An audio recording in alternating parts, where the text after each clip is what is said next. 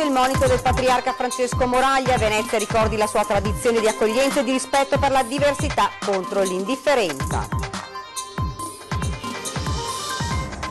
In migliaia in pellegrinaggio alla Madonna della Salute a Venezia, come a Mestre la chiesetta di via Torre Belfredo, tra preghiere, voti e richieste di intercessione. L'autonomia del Veneto, ieri la botta è stata portata dal ministro Stefani in Consiglio dei Ministri. Il premier Conte ha garantito l'impegno e ha spiegato la Stefani. Perquisizioni in tutto il Triveneto per appalti truccati, frode nella costruzione di ponti, cavalcavia, gallerie e perfino aeroporti, sequestri disposti dalla procura di Gorizia.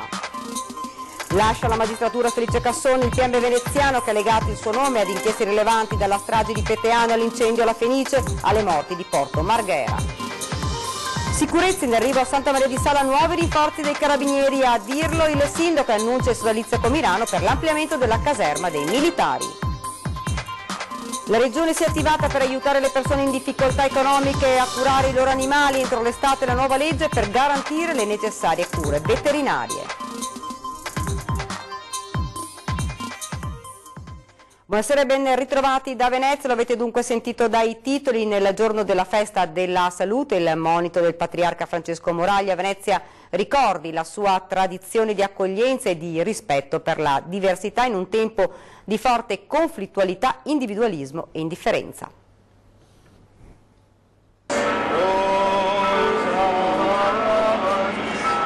In una basilica gremita di fedeli per la festa della salute, il patriarca Francesco Moraglia dedica la ricorrenza a tutti quanti sono perseguitati a motivo della loro diversità, invocando su di loro la benedizione della Madonna.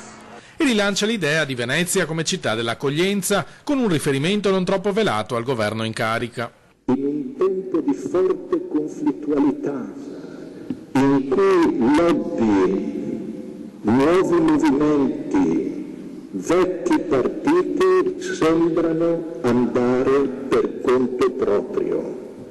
La nostra città è da sempre invece luogo di incontro fra uomini e culture, spazio fecondo di una convivenza che valorizza le giuste e legittime differenze nel rispetto dei diritti fondamentali della persona e quindi l'accoglienza di ogni uomo.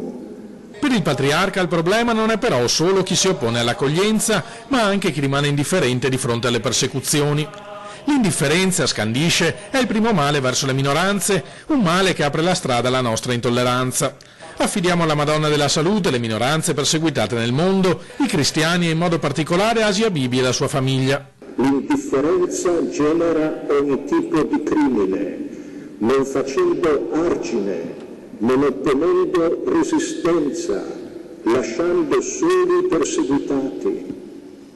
L'indifferenza, alla fine, è soltanto una forma di vigliaccheria che fa male a chi è vigliacco e poi alla società in cui il vigliacco vive.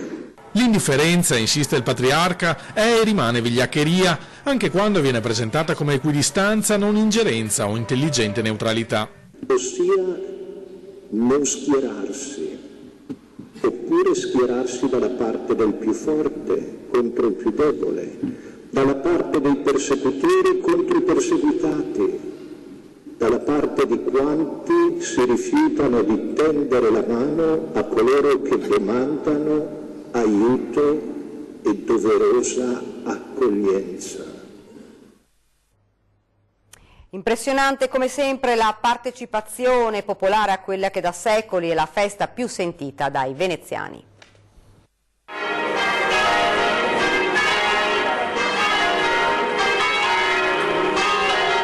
La scena si ripete immutata da quasi 400 anni. Decine di migliaia di veneziani e non si recano in pellegrinaggio al santuario eretto dalla Serenissima in onore della Madonna, che liberò la città dalla peste nel 1630. Chiediamo alla Madonna sempre una protezione speciale, la salute e il benessere delle famiglie. Per tutti in generale e per i miei in particolare, perché ne ho motivo purtroppo. Pace, fratellanza e lavoro magari, per chi che ne avrà. Per molti si tratta di un ritorno a casa, magari da quella terraferma dove le circostanze hanno spinto a trasferirsi migliaia di veneziani negli ultimi anni. Sin da piccoli siamo stati così abituati nel giorno della Madonna della Salute di venire in pellegrinaggio. Adesso noi da adulti che ormai abitiamo più a Venezia, ma abbiamo dovuto allocare l'intera ferma con l'occasione che ci piace il tipo di la Boga Veneta, e veniamo alla Madonna della Salute in barca. Il via vai di pellegrini è proseguito incessante per tutto il giorno in un momento di festa dedicato quest'anno per volontà di Papa Francesco alla preghiera contro l'intolleranza religiosa. Per questo durante la notte la basilica e altri edifici simbolo di Venezia sono stati illuminati di rosso a simboleggiare il sangue dei martiri cristiani perseguitati nel mondo.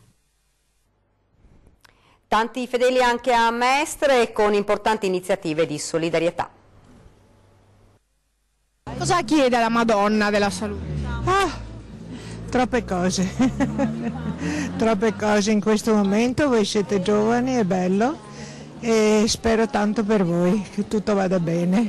Mia mamma è nata ai piedi della Basilica di Venezia, perciò si figuri quanti pensieri, quanta dolcezza, quanto conforto, tanto aiuto proprio nella vecchiaia. Anche a Mestre sono tanti i fedeli che si rivolgono alla Madonna della Salute e tante sono le iniziative per i festeggiamenti. Anche in terraferma si festeggia la Madonna della Salute e lo si fa proprio qui nel parco di via Torre Belfredo, a pochi passi dalla chiesa, con il giardino ritrovato. Dopo tanto degrado grazie al lavoro di cittadini e amministrazione, il parco di via Torre Belfredo si apre dunque per il secondo anno consecutivo nel giorno della Madonna della Salute alla cittadinanza. Buona la prima, ma ancora meglio la seconda, perché non sarà solo il giorno della Madonna della Salute, ma sarà anche fino al 24. Quindi questa è una sfida proprio per anche la sicurezza dei luoghi che noi cittadini frequentiamo, e il fatto che le associazioni si prendano in carico i parchi e li rivitalizzino in questa maniera non può che andare nelle more di quella che è la sussidiarietà orizzontale, che è un principio fondante della Costituzione, ma è anche qualcosa che questa amministrazione persegue, accompagnando le associazioni e snellendo la burocrazia per poter svolgere questo tipo di manifestazione. Che vede banchetti di ogni genere, anche culinari, fino a sabato, con tante novità e un'importante iniziativa di solidarietà. Nei prossimi giorni verrà anche una delegazione del Gioco dell'Oca di Milano, dove faranno appunto delle evocazioni storiche con gli abiti d'epoca, perciò sarà una ciliegina che va proprio a coronare questo nostro impegno. Poi abbiamo messo anche la pesca di beneficenza, e voglio sottolineare il fatto che questa pesca di beneficenza viene fatta per una parte, aiuteremo per il restauro per quanto riguarda il santuario della Madonna della Salute, e una parte la destineremo alla cittadina bellunese di Rocca Pietore, che è stata veramente devastata dall'alluvione delle scorse settimane. Ed ora parliamo invece dell'autonomia, la cui bozza è stata portata ieri in Consiglio dei Ministri. Sentiamo. In Consiglio dei Ministri ho chiesto un impegno preciso e tempi celeri per la firma dell'intesa con il Veneto. Il Premier Conte ha garantito personalmente, e questo è un segnale chiaro dell'importanza che questa partita ha per il governo. Ora ricomincia il mio pressing e dobbiamo dare presto una risposta concreta alle legittime istanze di Veneto, Lombardia ed Emilia Romagna. Così il Ministro per gli Affari Regionali Erika Stefani dopo il Consiglio dei Ministri di ieri, dove l'esponente leghista ha portato sul tavolo la bozza dell'intesa sull'autonomia. Il Ministro ha voluto accelerare i tempi dopo che il Vice Premier Salvini aveva parlato del documento in Consiglio dei Ministri entro l'autunno. Il Ministro Stefani è stata strepitosa, e lo è anche perché ha presentato il progetto del Veneto già il 2 ottobre. La Lega c'è, lo vota questo progetto subito senza nessun problema, e i 5 Stelle devono solo dire al mondo intero se lo vogliono portare avanti oppure no. Evitiamo che diventi un'agonia. Rassicurazioni e l'impegno del Premier Conte, anche se al momento manca una data certa, ma il governatore Zaia non crede che vi sia il rischio di un nulla di fatto e di un passo indietro degli esponenti del Movimento 5 Stelle. I 5 Stelle hanno sostenuto il referendum in Veneto, hanno ammesso nel contratto di governo l'autonomia e l'ha messa anche nel DEF. Si cita sempre il contratto di governo, guarda caso qui c'è scritto autonomia. Positive anche le dichiarazioni del sottosegretario Stefano Buffagni, esponente dei 5 Stelle. Io sono concorde con Salvini, credo che ci sia la possibilità di avere una preintesa in tempi ragionevoli. L'obiettivo, ha concluso Buffagni, è quello di farlo il prima possibile, un'accelerazione che auspica anche il governatore veneto. Si è parlato dell'autunno e l'autunno deve essere.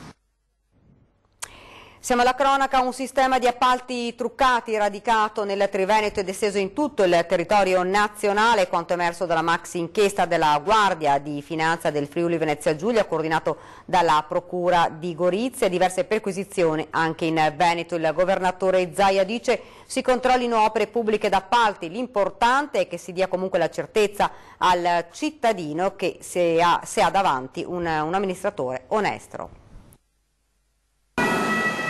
È un gruppo di imprese del Veneto e del Friuli Venezia Giulia, il nocciolo duro di aziende sulle quali sta indagando la Guardia di Finanza per un radicato giro di appalti truccati del valore di oltre 1 miliardo di euro esteso a quasi tutto il territorio nazionale. Le gare per l'affidamento di opere pubbliche sotto indagine riguardano la manutenzione e costruzione di varie infrastrutture. L'inchiesta è partita da un cantiere per la sistemazione del centrale Corso Italia Gorizia e poi si è estesa nel Triveneto e in altre regioni italiane, in tutto 14.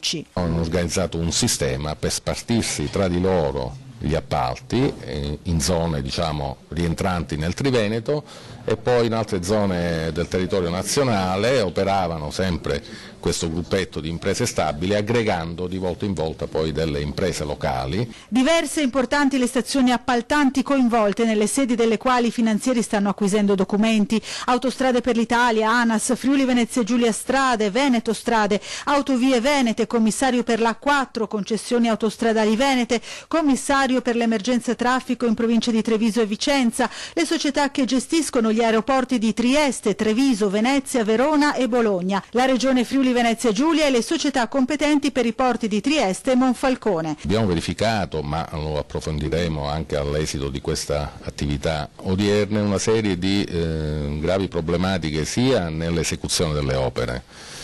Parlo di forniture di materiali non conformi e con relativi reati ipotizzati di frode nelle pubbliche forniture. Poi c'è un aspetto ambientale anche che stiamo verificando. Perquisizioni e sequestri delle fiamme gialle hanno riguardato 120 società e 220 soggetti. Nessuno è stato ancora arrestato, un centinaio le persone indagate, ma potrebbero diventare di più. Al momento sono circa un centinaio, ovviamente l'indagine è ancora in corso, si dovrà fare poi il riepilogo della situazione in base agli elementi che saranno acquisiti anche all'esito delle attività odierne, e quindi è un numero assolutamente suscettibile di modifica.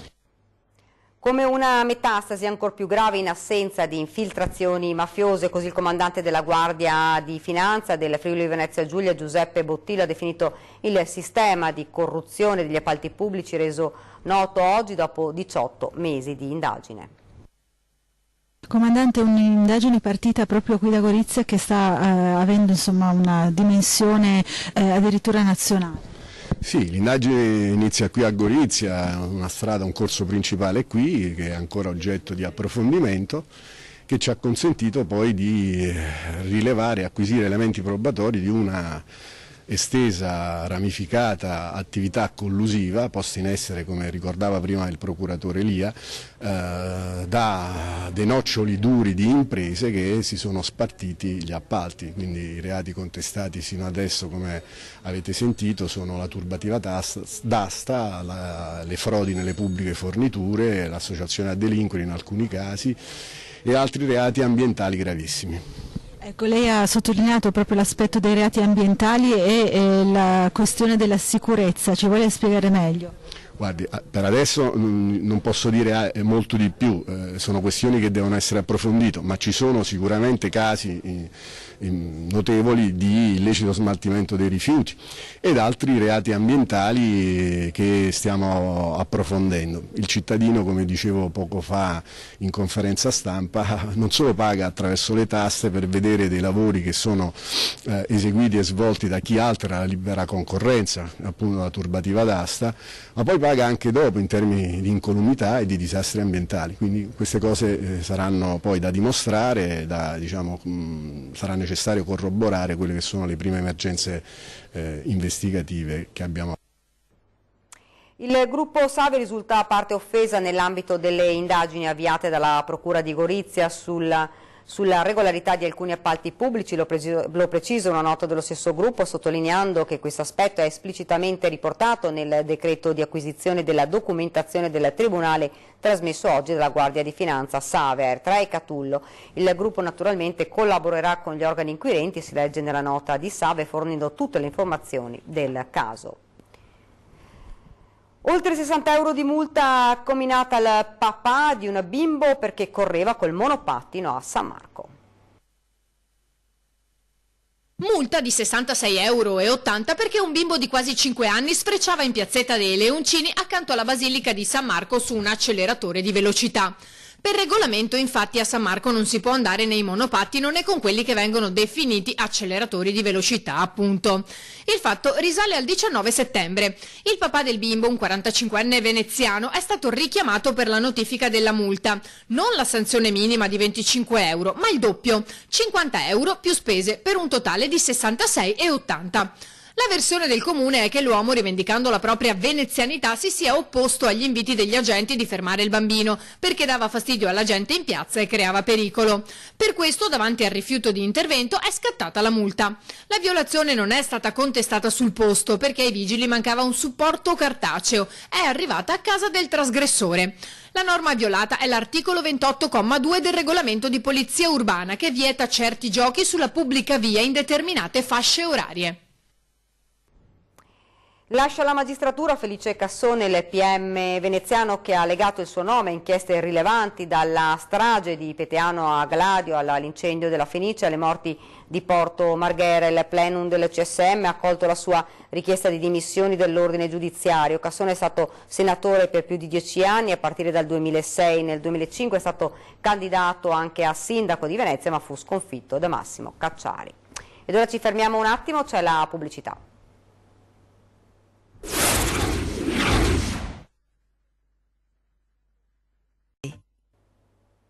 Siamo tornati in studio, parliamo ora di sicurezza nel Miranese. Interviene il sindaco di Santa Maria di Sala, spiega come si muovono i ladri di notte, cosa si sta facendo tra amministrazioni comunali per garantire maggior sicurezza alla cittadinanza. Non ci sarà nessun commissariato di polizia nel Miranese, come chiesto invece a gran voce dai cittadini, con una nuova raccolta firme dopo l'escalation di furti in casa nel territorio. Santa Maria di Sala è il comune più assediato dai ladri, visti ben 5 colpi registrati nella sola frazione di Caltana la notte di sabato scorso. È il primo cittadino a spiegare perché non ci sarà il suddetto commissariato. Era tra Santa Maria di Sala e Milano, era anche stato individuato il terreno. No? Però ci siamo fermati perché non c'erano i fondi del Ministero, proprio non detto non abbiamo soldi. E riproporre questa domanda? Sì, possiamo anche riproporla la domanda, anche di buon auspicio, ma e lo faccio anche volentieri, vado anche a Roma se devo andare, ma non vorrei perdere capra e cavoli, nel senso che so che non ne hanno. Se qualcuno mi potesse dare una mano, e apro le braccia per abbracciare tutti, se qualcuno può fare qualcosa perché questo possa avvenire, io sono ben lieto e sono a sostegno e mi metto a correre con lui. Ladri che non si fermano neanche con il buio, anzi lo preferiscono, sfidando in tal senso pure le forze dell'ordine. Ecco come. Abbiamo trovato gli armadietti delle luci dei centri paese forzati, e hanno spento le luci loro per essere meno controllati. Loro i ladri? I ladri. Il sindaco da canto suo, con la collega di Milano, Maria Rosa Pavanello, per dare maggior sicurezza alla gente, ha provveduto a stanziare quanto è necessario per l'ampliamento della già esistente caserma dei Carabinieri, visto anche l'imminente arrivo di 2 nuovi militari dell'Arma, dei complessivi 47 assegnati nel veneziano. Noi abbiamo pensato che dare una mano ai Carabinieri, sia noi che il Comune di Milano, 100.000 euro noi e 200 il Comune di Milano, per dar forza alla caserma dei Carabinieri, per avere un nuovo organico, per ampliarla, eccetera, lo abbiamo dato. La Regione si è attivata per aiutare le persone in difficoltà economica a curare i loro animali. Sentiamo in che modo. A livello regionale dar modo a chi è indigente e non ha i soldi per curare il proprio animale d'affezione, e quindi penso agli anziani, soli magari, che abbiano la possibilità di avere una struttura che organizza la cura e quindi salva l'animale da compagnia. Entro l'estate dunque il Veneto avrà una legge per garantire le necessarie cure veterinarie agli animali da compagnia delle persone in situazioni di difficoltà economica. Parola del governatore veneto Luca Zaia. La regione ha ricordato è pet friendly, gli animali da compagnia possono entrare in tutti i nostri ospedali e abbiamo una legge che permette la sepoltura dei piccoli animali nel giardino di casa. Obiettivo dell'iniziativa, che avrà validità triennale, è quello di far sì che le persone che si trovano in condizioni economiche difficili possano curare adeguatamente e mantenere in buona salute i propri animali.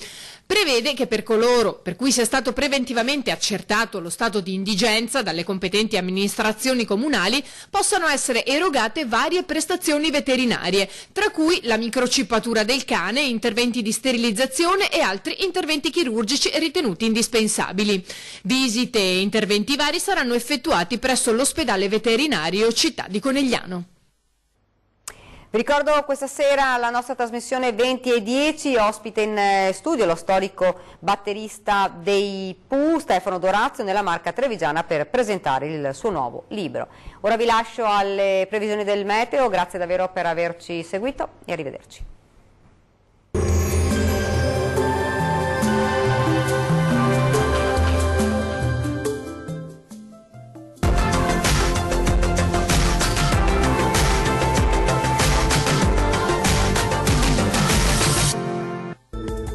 Ben ritrovati al meteo. Giornata prevalentemente nuvolosa, ma vediamo la situazione nel dettaglio. Sul Veneto al mattino cielo irregolarmente nuvoloso ovunque, ma senza piogge. Nel pomeriggio tempo solo in parte soleggiato, con un cielo tra il parzialmente e l'irregolarmente nuvoloso. Temperature minime tra lo 6 e i 9 gradi, valori massimi oscillanti invece tra gli 8 e gli 11 gradi. Vediamo ora che tempo farà sul Friuli Venezia Giulia. Anche in questo il cielo sarà nuvoloso coperto, con possibile qualche debole pioggia locale, più probabile eventualmente sulla costa. Temperature minime tra i 7 e i 9 gradi, valori massimi oscillanti tra i 10 e 11 gradi. Vediamo infine la situazione meteorologica nel Trentino Alto Adige. Su gran parte della provincia condizioni piacevoli con un'alternanza di sole e nuvole su tutti i settori. Le condizioni nel tempo sono ancora determinate dall'alta pressione, ma le massime d'aria divergono leggermente più umide. Temperature minime tra i 6 e 8 gradi, valori massimi oscillanti tra gli 11 e i 13 gradi. Dal meteo di Antenna 3 per ora è tutto. Arrivederci al prossimo aggiornamento.